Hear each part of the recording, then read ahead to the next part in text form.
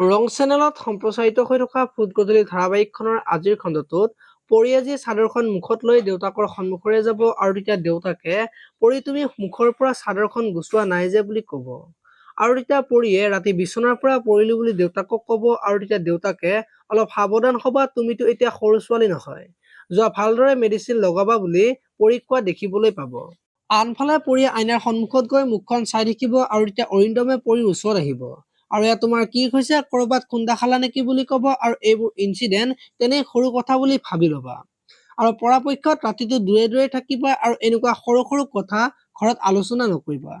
আৰু তুমি কেতিয়াও ঘৰলৈ যাব নোৱাৰা বুলি পৰীক ক'ব আৰু তেতিয়া পৰীয়ে মই নোযোৱাকে থাকিব নোৱাৰো বুলি ক'ব আৰু অৰিন্দমে তুমি পাৰিব লাগিব, নহলে আৰু দুগুণে কষ্ট পাই গৈ থাকিবা বুলি পৰীক ক'ব।